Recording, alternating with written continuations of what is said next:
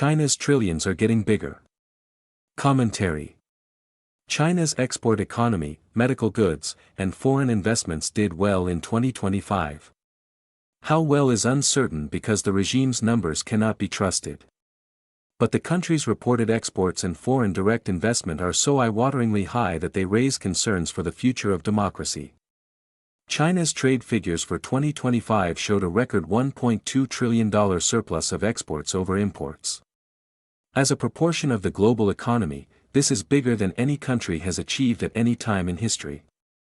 Beijing is actively seeking independence from external producers, for example, with plans to make its semiconductor and energy sectors independent of the global economy.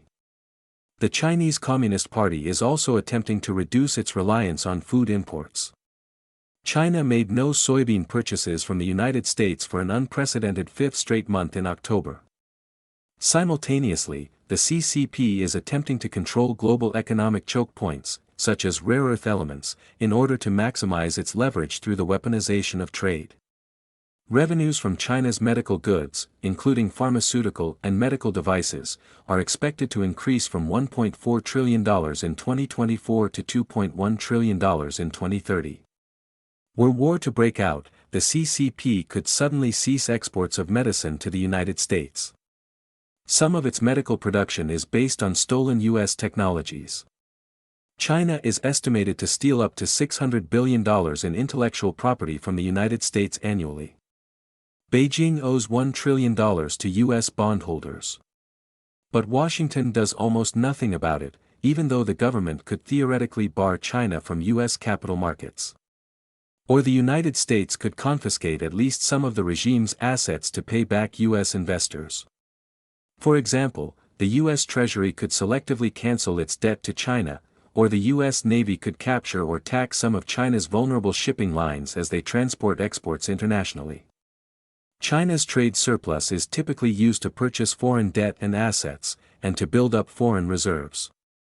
Some of the country's 2025 haul went to Beijing's Belt and Road Initiative. These foreign investment deals reached a record $213 billion in 2025.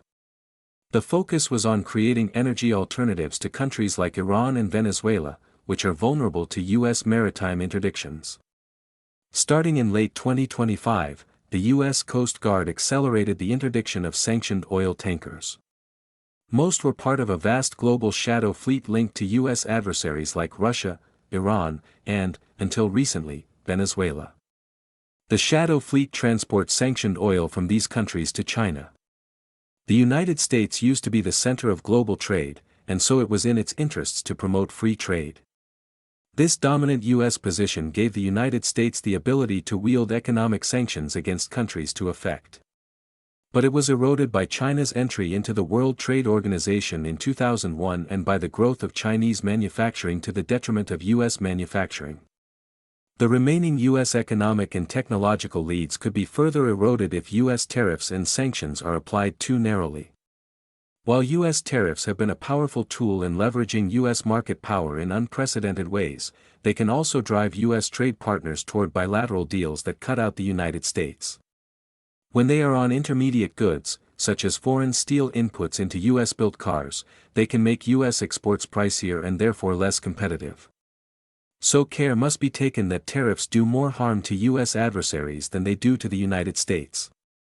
Other options, such as subsidies or extraterritorial tariffs, should also be considered when protecting an industry for national security purposes. On January 16, Canada inked a trade deal with China that decreased tariffs on both sides, including for 49,000 Chinese electric vehicles annually. The move is a dangerous watershed for Ottawa, moving away from its U.S. trade and toward that of China. While most of Canada's trade is still with the United States, it is concerning that a democratic ally like Canada would shift toward China, which is an authoritarian country. The fault is not only in Ottawa. Mercosur, a group of Latin American countries, is also seeking free trade deals with China and Europe. Europe, Canada, and Mexico could do the same. Even the United States and China are planning summits in the near future that could include trade deals. If China's economy is allowed to continue growing through global trade, and U.S. tariffs make U.S. exports uncompetitive, then the CCP could beat the United States in the current global competition. There are other options, such as coordinated US and European tariffs against China. But China could then seek to trade more with the world, or shift from its export economy toward its own consumers. This will continue to build China's economy, which the CCP will use to build its military to threaten the United States and our allies. Not all economic news from China is good news for the regime. The country's population has dropped for 4 consecutive years due to record low birth rates. China's population is now 1.405 billion, down from 1.408 billion last year. But that may not matter to the CCP if it sees China's massive population as a burden rather than an asset. As China's economy and military become more reliant on artificial intelligence and robots, the CCP will no longer need the Chinese population to reach its expansionist goals. Perhaps this is why it feels free to repress its own minorities to the point of genocide. The CCP is also arguably committing genocide against Americans via the illicit export of fentanyl precursors. Potential U.S. responses include coordinating industrial policy with European countries to shut China out of more of global trade. But this would require ending distractions, such as in Greenland.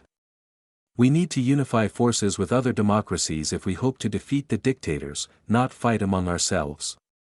China has so many other options that this tough, unified approach is necessary. This could include dual U.S.T.U. semiconductor and oil export controls to starve China's economy. The toughest economic measures against the CCP can only be taken when China's military is weak. Otherwise, Beijing could respond to economic sanctions with military force. Sanctions, embargoes, territorial expansion, and the drive for trade independence are what drove Japan to attack Pearl Harbor in 1941. The longer the United States and Europe wait to economically contain the CCP, the more dangerous these options become. As noted above, not all of China's economic data are positive, and some cannot be believed. Most comes from the regime in Beijing, Chinese provincial or city governments, state-owned enterprises, and private Chinese companies. Most of these have an incentive to inflate their successes. However, the data cannot be completely ignored. China is undeniably the world's top authoritarian economy, with more than 8 times the GDP of Russia. The CCP weaponizes its trade not only against the United States but also against democracies in Europe and Asia, which are U.S. allies. So the CCP poses an unparalleled and growing threat to the United States and ought to be defeated sooner rather than later. The longer we wait, the harder it will be.